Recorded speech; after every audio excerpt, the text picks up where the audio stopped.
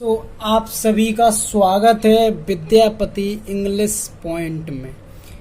I am Vikram Sharma और आज मैं आपको फर्स्ट पोएम से लेकर के फिफ्थ पोएम तक के सेंट्रल आइडिया को एक्सप्लेन करूंगा, क्लास 12th का, यूपी बोर्ड का। और अगर आप केवल 5 सेंट्रल आइडिया भी तैयार कर लेते हैं तो डेफिनेटली आपको एग्जाम में इसी में से एक सेंट्रल आइडिया आपको 6 मार्क्स का 100% मिल जाएगा, केवल 5 याद करने से। ये मैं आपसे वादा करता हूं। तो इस वीडियो में मैं आपको 5 एक्सप्लेन करूंगा और बहुत ही डिटेल में एक एक वर्ड को एक्सप्लेन करूंगा। तो चलिए स्टार्ट करते हैं, समय को वेस्ट नहीं करते हैं और स्टार्ट करते हैं। तो सबसे पहले लिया है मैंने character of a happy life. First poem है character of a happy life, जिसको कंपोज्ड किया गया है सर हेनरी बॉटन के द्वारा। तो क्या है देखिए, character of a happy life is है one of the best poem, मतलब सबसे अच्छी कविताओं में से एक कविता है ऑफ सर हेनरी बॉटन की। तो क्या बताया गया पहले लाइन में, character of a happy life is है one of the best poem, सबसे अच्छी कविताओं में से एक है of sir Henry Wotton. In this poem, इस कविता में पोएट डेस्क्राइब्स, कवि वर्णन करता है द क्वालिटीज माने गुण ऑफ ए हैप्पी मैन, एक खुश आदमी के गुणों का वर्णन करता है। तो क्या इन दिस पोएम, इस कविता में पोएट डेस्क्राइब्स माने कवि वर्णन करता है, क्वालिटीज माने गुण ऑफ ए हैप्पी मैन, एक खुश आदमी के। इफ ए मैन, अगर एक आदमी, वांट्स माने चाहता है, टू लीड माने जीना चाहता है, अ हैप्पी लाइफ माने खुश जीवन जीना चाहता है, तो ही शुड बी, यहाँ पर बी का यूज और किया जाएगा, तो ही शुड बी फ्री, उसे स्वतंत्र होना चाहिए, फ्रॉम जेलसी माने जलन से, फियर्स माने डर से, एंड वर्ल्डली वरीज और सांसारिक चिंताओं से।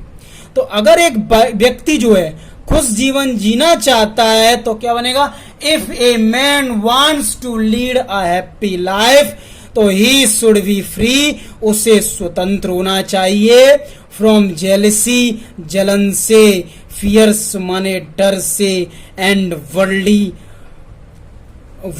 वरीज माने होता सांसारिक चिंताओं से।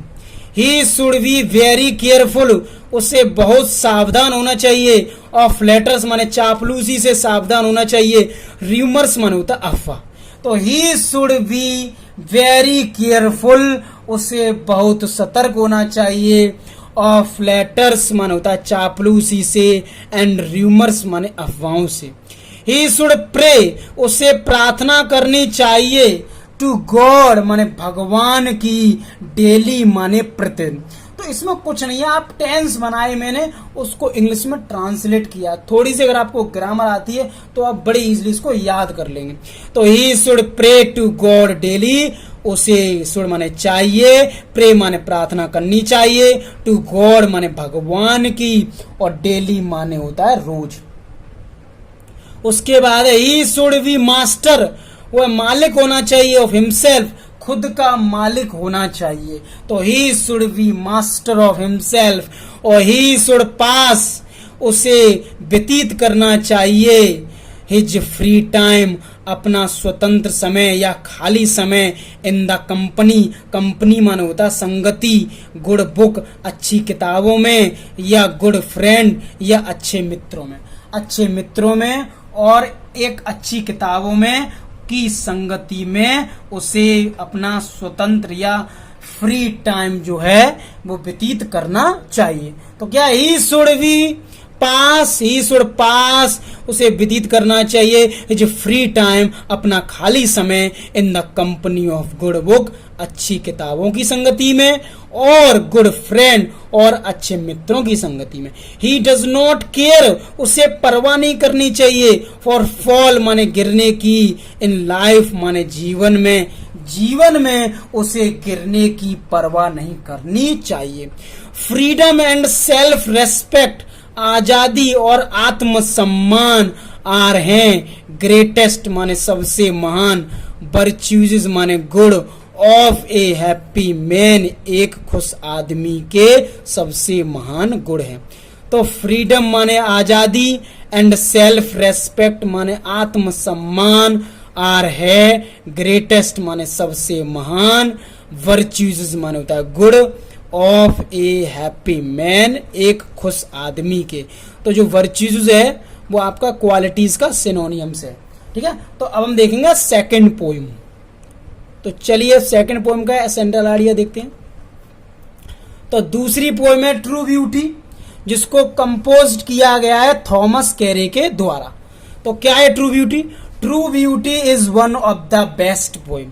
ट्रू ब्यूटी जो है वो सबसे अच्छी कविताओं में से एक है, of Thomas Carew, Thomas Carew की सबसे अच्छी कविताओं में से एक है।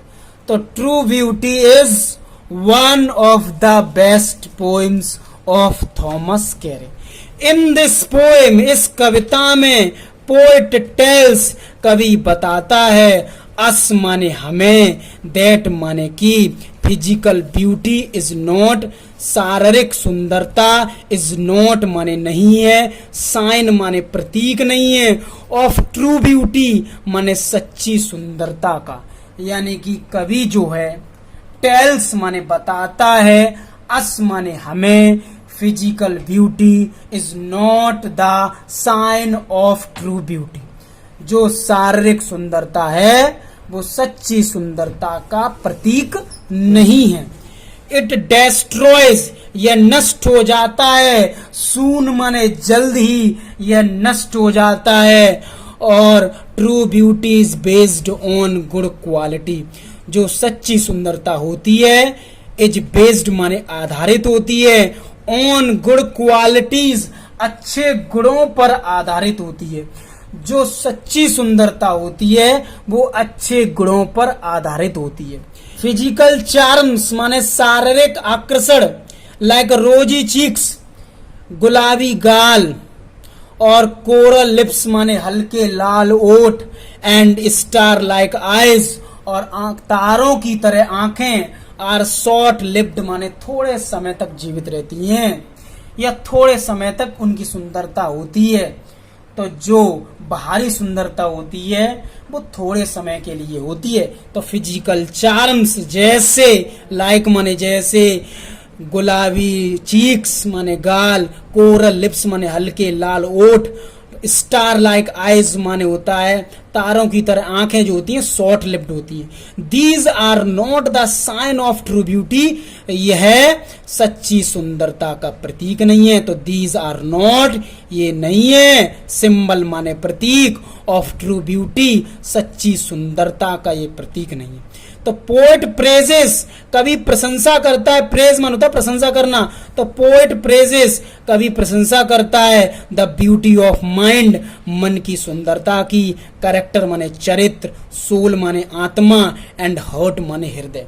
तो जो कवि है प्रेजेस माने प्रार्थना करता है, सॉरी, तो कवि जो है प्रशंसा करता है beauty of mind, character, soul and heart, और कहता है कि ऐसी सुंदरता जो होती है इट इज परमानेंट, ये स्थायी होती है, and ever lasting, ever lasting माने हमेशा के लिए रहने वाली होती है। और ही हेट्स, वह नफरत करता है, द वुमेन माने औरतों से, विद फिजिकल ब्यूटी, शारीरिक सुंदरता के साथ जो औरत होती हैं उनसे नफरत करता है, विदाउट वर्च्यूज, बिना गुण, मतलब जिनके अंदर गुण नहीं है और जिनके अंदर शारीरिक सुंदरता है, ऐसी औरतों से कभी नफरत करता है। तो ही हेट्स, वह नफरत करता है, द वुमेन माने औरतों से, विद फिजिकल ब्यूटी, शारीरिक सुंदरता के साथ, विदाउट वर्च्यूजेस माने बिना गुण की। अगला देखेंगे थर्ड पोएम, तीसरा पोएम का सेंट्रल आइडिया देखेंगे हम, ठीक है। तो क्या है देखिए, on his blindness is a personal sonnet. Sonnet means होता है 14 लाइन की कविता। तो ऑन हिज ब्लाइंडनेस जो है वो एक पर्सनल सोनेट है, मतलब व्यक्तित्व कविता है of John Milton. John Milton की एक व्यक्तित्व कविता है और ही एक्सप्रेसेस, वह व्यक्त करते हैं, हिज ग्रीफ माने होता है अपना दुख व्यक्त करते हैं, एट द लॉस माने खोने पर, और फिर आई साइट अपने आंखों की दृष्टि पर, अपने आंखों की दृष्टि को खोने पर वह दुख व्यक्त करते हैं। तो क्या बताया गया है, on his blindness is a personal sonnet of John Milton. On his blindness जो है वो जॉन मिल्टन की एक व्यक्तित्व कविता है। सोनेट मीन्स होता है 14 लाइन की कविता। और ही एक्सप्रेसेस, वह व्यक्त करते हैं, हिज ग्रीफ माने अपना दुख, एट द लॉस माने हानि पर, ऑफ हिज आई साइट अपने आंखों की दृष्टि की खो जाने पर वह दुख व्यक्त करते हैं। ही थिंक्स, वह सोचते हैं कि he will not be able, वह सक्षम नहीं हो पाएंगे, टू यूज माने प्रयोग करने में, हिज पोएटिक टैलेंट माने होता है अपने जो कविताओं का जो गुण है उसका वो प्रयोग करने में अब सक्षम नहीं हो पाएंगे। पोएटिक टैलेंट का मतलब है कि कवि के पास कविता लिखने का एक टैलेंट था और वो भी उसकी आई साइड चली गई, तो वो भी उसका चला गया और उसके माध्यम से वो भगवान की सेवा करना चाहता था, वो अब भी नहीं कर पाएगा क्योंकि उसकी आंखों की दृष्टि जो है वो जा चुकी है। तो he will not be able, वह सक्षम नहीं होगा, टू यूज माने प्रयोग करने में, हिज पोएटिक टैलेंट अपनी जो कविता की योग्यता है उसको, in the service of God भगवान की सेवा में। आगे क्या, एज माने क्योंकि, ही बिकम माने वह हो गया है, ब्लाइंड माने अंधा, in the middle of his age अपनी आयु के मध्यकाल में ही वह अंधा हो गया। तो एज का मतलब यहाँ क्योंकि के लिए लिया गया है, ही बिकेम ब्लाइंड, वह अंधा हो गया, in the middle of his age. But लेकिन सून माने ही, सून वह जल्दी, रियलाइजेज माने महसूस करता है कि गॉड डज नॉट नीड, भगवान को जरूरत नहीं है, मेंस वर्क का मतलब है आदमी के कार्य की जरूरत नहीं है। तो क्या कहता है कि वो बाद में ये बात महसूस करता है कि भगवान को मनुष्य के कार्य की जरूरत नहीं है या गिफ्ट उपहार की जरूरत नहीं है, रेदर दोज बेजो माने जो सरेंडर माने समर्पित करते हैं, to the will of God भगवान की इच्छा के लिए अपने आप को समर्पित कर देते हैं, आर ऑल्सो माने भी होते हैं, बेस्ट डिवोटीज मान होता सबसे अच्छे सेवक होते हैं, ऑफ गॉड माने भगवान के, मिसफॉर्चून्स माने दुर्भाग्य, सफरिंग माने कष्ट, ऑफ लाइफ माने जीवन के, आर गिवन माने दिए जाते हैं, टू अस माने हमें, यानी कि कष्ट और दुर्भाग्य जो हैं वो जीवन के हमें दिए जाते हैं बाय द गॉड भगवान के द्वारा। क्यों दिए जाते हैं? टू टेस्ट अवर पेशेंस, हमारे धैर्य की परीक्षा के लिए। तो हमारे धैर्य की परीक्षा के लिए जो भगवान होता है वो हमें टेस्ट देता है, ठीक है ना। तो मिसफॉर्चून्स एंड सफरिंग्स, मिसफॉर्चून माने दुर्भाग्य, सफरिंग्स माने कष्ट, आर ऑल्सो गिवन माने भी दिए जाते हैं, आर गिवन दिए जाते हैं, टू अस माने हमें, बाय द गॉड भगवान के द्वारा, ठीक है। टू टेस्ट अवर पेशेंस, हमारे धैर्य की परीक्षा लेने के लिए। We should have firm faith, हमें दृढ़ विश्वास रखना चाहिए। तो वी शुड माने चाहिए, हैव माने रखना, फर्म फेथ माने दृढ़ विश्वास, इन गॉड माने भगवान में। तो हमें भगवान में दृढ़ विश्वास रखना चाहिए। गॉड्स सर्विस, भगवान की सेवा, इज है द ग्रेटेस्ट सर्विस, सबसे महान सेवा, इन द वर्ल्ड माने इस संसार में। तो गॉड सर्विस, भगवान की सेवा, इज है द ग्रेटेस्ट सर्विस, सबसे महान सेवा है, इन द वर्ल्ड इस संसार में। नोट करने के लिए आप इसका स्क्रीनशॉट ले लें और आराम से इसको नोट कर लें और आराम से एक दो बार पढ़ें, समझें और हाल याद हो जाएगी अगर थोड़ा सा भी ग्रामर की नॉलेज है तो। बिल्कुल सेंटेंस और बहुत ही इजी से इजी लैंग्वेज में मैंने 5 सेंट्रल आइडियाज को बनाया है। देखेंगे चौथी पोएम जिसका नेम है from an elegy written in a country churchyard. मतलब एलजी मान होता है शोक गीत, रिटिन माने लिखा गया, एक कंट्री चर्च यार्ड माने होता है एक देश के कब्रिस्तान में। और इस पोएम को लिखा है थॉमस ग्रे ने। तो from an elegy written in a country churchyard is a fine poem. तो from an elegy written in a country churchyard एक अच्छी कविता है, बिल्कुल सिंपल सेंटेंस है। ऑफ थॉमस ग्रे की तो क्या है, is a fine poem of Thomas grey.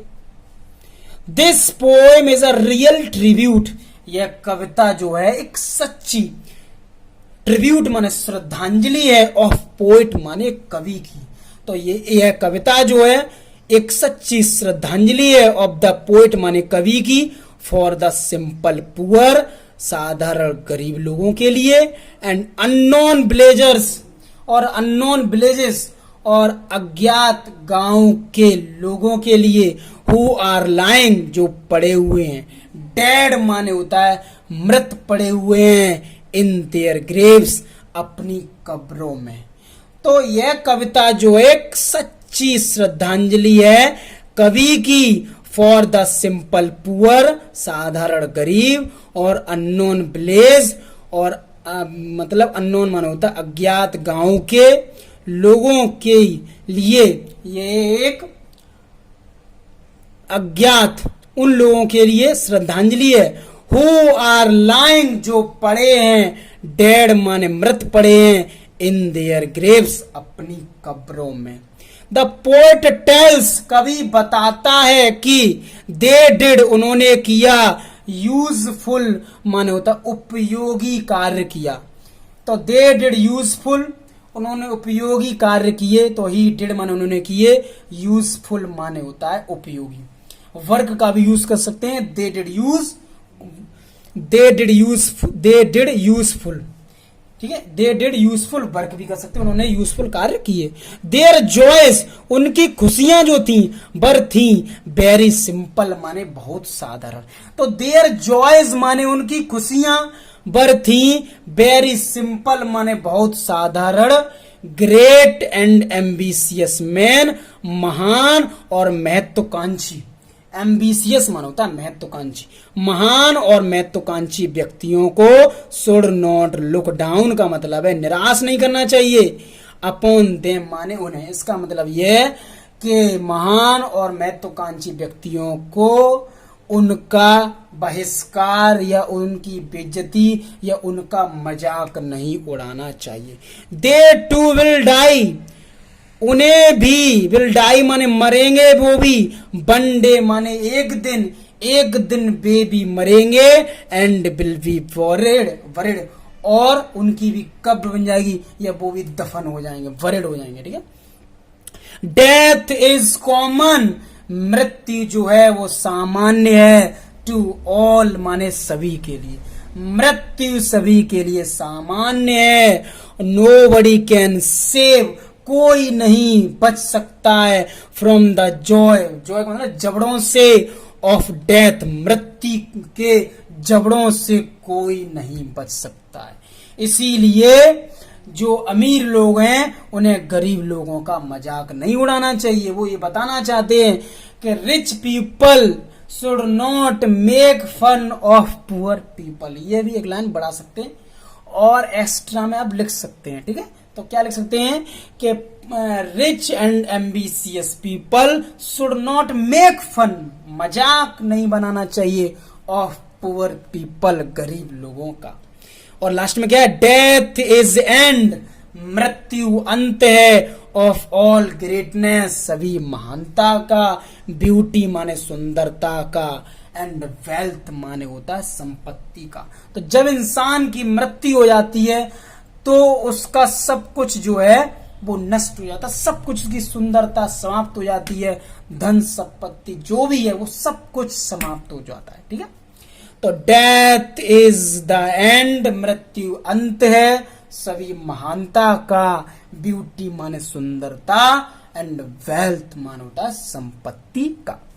तो अब लास्ट पोएम हम देखेंगे आज के वीडियो की, 5th पोएम। ठीक है, ए लेमेंट, थोड़ा सा आगे लग गया, कोई दिक्कत नहीं है। तो देखेंगे अब हम लास्ट पोएम जिसका नाम है ए लेमेंट। ठीक है, वैसे ये लास्ट पोएम नहीं है, 5वीं पोएम है, टोटल 10 पोएम है, लेकिन इस वीडियो की ये लास्ट पोएम है। ठीक है, तो लेमेंट क्या आ रही है, लेमेंट माना होता शोक, दुख भी कह सकते हैं। तो ए लेमेंट है one of the most pathetic poems, का मतलब सबसे ज्यादा भावात्मक कविताओं में से एक कविता है। वन ऑफ द का मतलब होता है में से एक, और पीवी शैली की। तो क्या a lament is one of the most pathetic poems of PB शैली।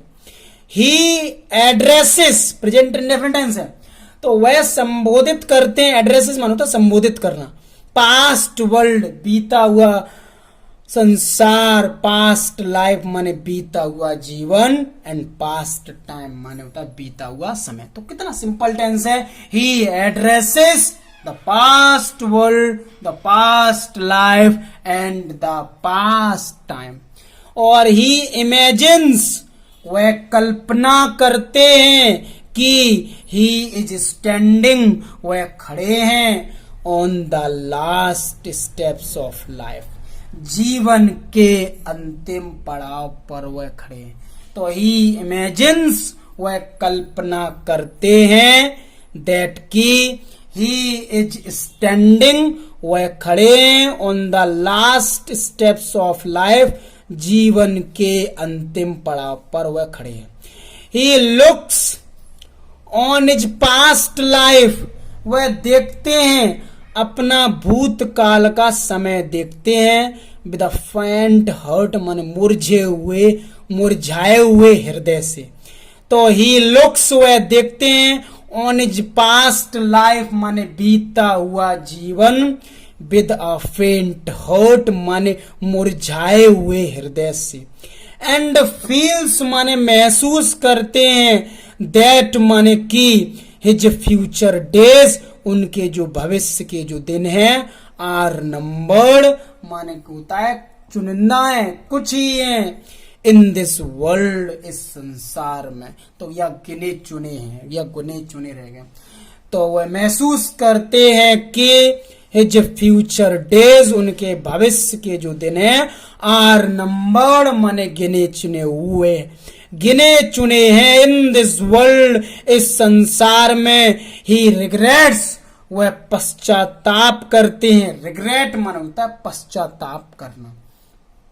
तो ही रिग्रेट्स, वह पश्चाताप करते हैं कि हिज जो यूथफुल, उनकी जवानी का, विगोर माने होता है एनर्जी, एंड जॉयज माने खुशियां, ऑफ लाइफ माने जीवन की, विल नॉट रिमेन, वापस नहीं लौटेंगी, टू हिम एनी मोर माने होता है अब और कभी नहीं वापस लौटेंगी।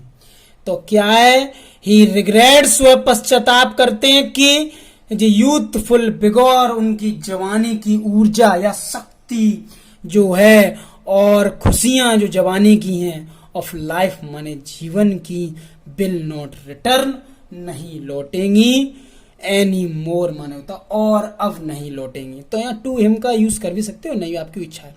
नाउ हिज डेज, अब उनके जो दिन हैं और जो रात हैं, आर डल माने भद्दी हैं, एंड जॉयलेस का मतलब है खुशियां नहीं है, जिसमें खुशियां रहित हैं। ठीक है, तो now his days and nights are dull and joyless. अब उनके दिन और रात जो है वो डल हैं और जॉयलेस हैं। ही इज अनेबल, वह असक्षम है, टू इंजॉय, आनंद लेने के लिए, ब्यूटीज ऑफ नेचर, प्रकृति की सुंदरताओं का आनंद लेने के लिए अब वो असक्षम है। तो he is unable, unable means होता है असक्षम, तो वह असक्षम है टू इंजॉय, आनंद लेने के लिए, द ब्यूटीज ऑफ नेचर, प्रकृति की सुंदरता का। एट लास्ट माने होता अंत में, ही सेज, वह कहते हैं कि द एक्सीलेंट टाइम, शानदार समय, विल नेवर कम बैक, वापस नहीं लौटेगा। कहते हैं अंत में, ही सेज दैट, अंत में वह कहते हैं कि एक्सीलेंट टाइम, शानदार समय, विल नेवर माने कभी नहीं, कम बैक माने वापस आएगा, एस का मतलब है क्योंकि, डेथ इज कमिंग, जो मृत्यु है वो आने वाली है या आ रही है, टू हिम स्लोली माने धीरे धीरे, जो मृत्यु है वो उनके नजदीक आने वाली है या आ रही है। तो death is coming to him slowly. तो ये थे 5 पोएम्स के सेंट्रल आइडियाज। अगर आपने एग्जाम्स के लिए 5 पोएम्स के भी सेंट्रल आइडिया तैयार कर लिए तो ये मैं आपसे वादा करता हूं आपको 100% इनमें से एक अवश्य मिल जाएगा। ठीक है, तो अगर आपको मेरा ये वीडियो पसंद आया हो तो ज्यादा से ज्यादा उन सभी अपने मित्रों के साथ शेयर कीजिए जो 12th में हैं। और अगर आप मेरे चैनल पर नए हैं तो चैनल को प्लीज सब्सक्राइब कर दीजिए, जिससे क्या होगा कि जब भी मैं न्यू वीडियोस डालूंगा उसकी नोटिफिकेशन आपको समय समय पर मिलती रहेगी। So thank you very much for watching my video.